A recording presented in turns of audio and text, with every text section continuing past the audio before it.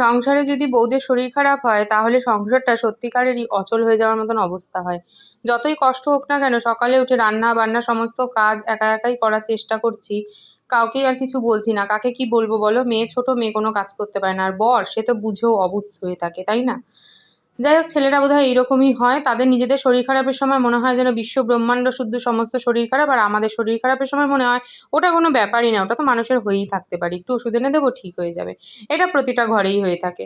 তো সকালবেলা উঠে সবার আগে রুটি বানালাম। রুটি খেলে নাকি পটি পরিষ্কার হয়, তো সেই জন্যই রুটিটা বানালাম যে আজকে একটু সবজি দিয়ে বা দুধ দিয়ে রুটিটা খাবো।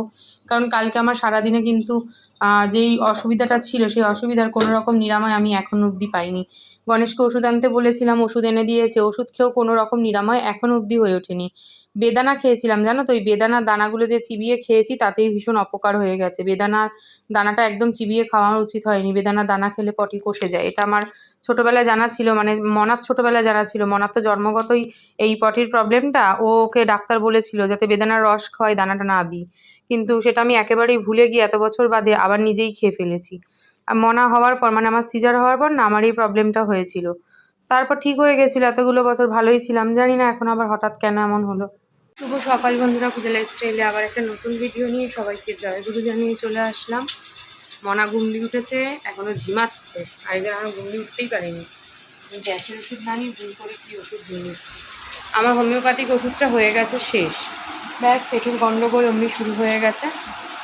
গ্যাস তো হচ্ছে না, মানে পটিটার প্রবলেম হচ্ছে। আমার এখানে কল খোলা, ভেবেছি ভরে মনে হয় পড়ে গেছে। এখানটা রাশি আছে, মানে কলের জল একবার না একবার দিনে পড়েই যাবে বাইরে। তাও সেই জন্য ওষুধ এনেছিল কাল রাতে গণেশ, খেয়েছি। এখন দেখি এই গ্যাসের ওষুধ একটা খেয়ে যদি কোনো কাজে লাগে। খাওয়া কমপ্লিট। এটা এখন আপাতত ওষুধের খাপ হয়েছে। গণেশের এখন দুটো ওষুধ চলছে, সেই জন্য আর বড় বাক্স রাখিনি। কারণ আমার প্রায় শেষের দিকে একটু মুসুর ডাল পেঁপে দিয়ে আলু দিয়ে সেদ্ধ দিয়েছি। কারণ দুপুরে রান্না করছি বোয়াল মাছ। বোয়াল মাছের ঝোলটা তো পেঁয়াজ দিতে হয়েছে, তো সেই ঝোলটাকে না আমি খাবো না। যেহেতু পেটটার প্রবলেম, তাই একটু মুসুর ডাল পেঁপে দিয়ে সেদ্ধ দিয়েছি, ওটা দিয়ে ভাতটা মেখে খাবো। আর আরেকদিকে হচ্ছে হলো মাছের ঝোল আর লোটে মাছ, ভাত, দিকে রুটি, এগুলো সমস্ত কমপ্লিট।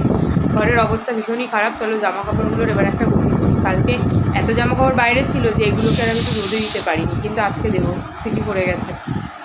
কালকে সবজি কাটলাম, কেটে গুছালাম। এদিকে গণেশের টিফিন টিফিন সমস্ত গুছিয়ে দিয়েছি। আর শরীরে জুত না থাকলে যাওয়া হয়, মনে হয় যে পড়তে বসবে।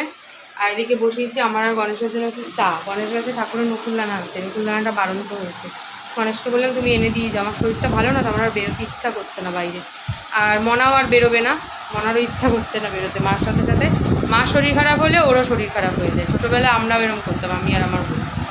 বোন তো এখনও করে, যেহেতু বোন এখনও ওখানে রয়েছে। মার শরীর খারাপ হলে ওর আরও বেশি শরীর খারাপ হয়ে যায়, তখনও মার সাথে সাথে শুয়ে পড়বে, ঘুমিয়ে পড়বে। আর ইনিও তাই, এনারও সেই ছোঁয়া লেগেছে। আমার শরীর খারাপ হলে এনারও অটোমেটিক শরীরে আর কোনো জুত থাকে না। হ্যাঁ চলো চা বিস্কুটটা খাই, তারপর আজকে সকালের টিফিনে দুধ রুটি খাবো, মনা আর আমি দুজন মিলেই। দেখি দুধ রুটি খেয়ে যদি কোনো রেজাল্ট পাই। বরের নামে অনেক নিন্দামন্দ করলাম ঠিকই, কিন্তু বর ছাড়া আবার আমার উদ্ধারেরও উপায় নেই। দেখো না, পেটটার জন্য ইসাপুলের ভুসি ওকেই দোকান থেকে আনতে হলো, এই ওষুধ ওকেই আবার এনে দিতে হলো। এই হয় আর কি, দুজন দুজনের পরিপূরক হয়ে মানুষকে বাঁচতে হয়, স্বামী স্ত্রীকে। নিন্দামন্দও করবো, আবার ভালো কথাও বলবো। ভুসিটাকে ভিজিয়ে রাখলাম, আধা ঘন্টা পর খাবো। মা বললো এখনই ভিজিয়ে দে, আমি জানি এটা রাতেই ভেজাতে হয়। মা বললো না, তোর যখন পেটটা এত সমস্যা হচ্ছে তুই এখনই ভিজিয়ে দে, আধা ঘন্টা পর কি 10-15 মিনিট পর খেয়ে নিবি। দেখা যাক খেয়ে কি রেজাল্ট পাই না পাই। শরীরের মধ্যে না একটা অস্বস্তি হচ্ছে জানো তো, পটি পরিষ্কার না হলে যে অস্বস্তি হয় সেটা প্রত্যেকটা মানুষেরই হয়ে থাকে। তো আমারও এখন সেই প্রবলেমই হচ্ছে। বাসন কটা সমস্ত আগে তুলে নিলাম, তারপর বেশ কয়েকটা বাসন বেরিয়েছে, সেই বাসন কটাকে ভাবলাম এখানে দাঁড়িয়ে মেজে নিই। কারণ নিচে বসে এখন মাজার মতন ইচ্ছা মন কোনোটাই নেই। এখন আমার মনে হচ্ছে সমস্ত কাজ ছেড়ে যদি একটু শুতে পারতাম ভালো হতো। একদিকে ভালো যে আজকে সকাল বিকেল কোনো বেলায় পড়ানো ছিল না। কারণ মনারা যেহেতু এক্সাম শুরু হচ্ছে, সেহেতু স্যারদের সমস্ত ছুটি চলছে। তো ওই জন্য সকালের দিকে টিউশনি সব ছুটি দিয়ে দিয়েছি, বলেছি সবাই বিকেলে পড়তে আসবে। বিকেলে পড়তে আসলে তাদেরও সুবিধা হয় আর আমারও সুবিধা হয়। এখন দুধ রুটি খেয়ে নিলাম একটু। কত যে জামা কাপড় বেরিয়েছে তার ঠিক নেই, আলনার এক গুচ্ছ জামা কাপড়। জামা কাপড়গুলোকে ভাঁজ করছি। গণেশের শরীরটা মনটা কোনোটাই ভালো নেই, বলছে কি আজকে আমি কাজে যাব না। মানে এক একদিন হয় না, মনে হয় যেন কাজ থেকে একটু ছুটি নিই। আর কাজও একটু কম রয়েছে, সেই জন্য মনটাও ভালো নেই। কি গো, ঘুমাও কেন? কাজ নাই? হ্যাঁ গো,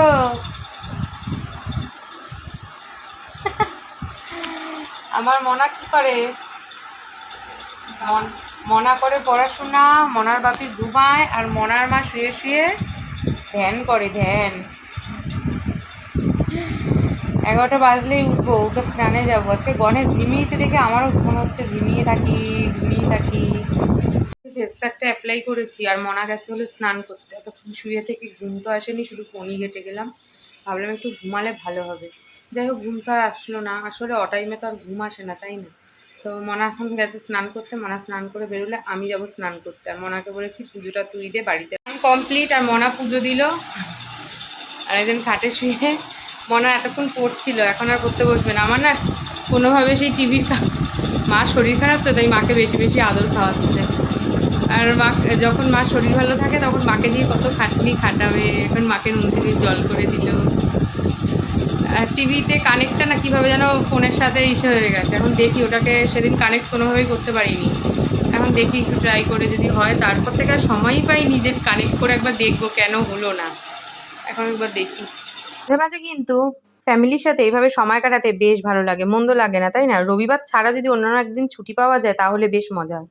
রবিবার দিন তো থাকে প্রচুর কাজ, সময় কাটানো, গল্প, বাবা সে সমস্ত আষাঢ়ে গল্প। তখন আমাদের রান্নাঘরেই কেটে যায় সময়। কিন্তু যখন রবিবার ছাড়া অন্য একদিন ছুটি পড়ে, সেই দিনগুলো তো কাজ সব সেট আপ থাকে, রান্নাবান্না সেট আপ থাকে। তো সেই দিনগুলো কিন্তু একটু অন্যরকম যায় আর কি। তো এই যে সবাই মিলে একটু লুডো খেলছি।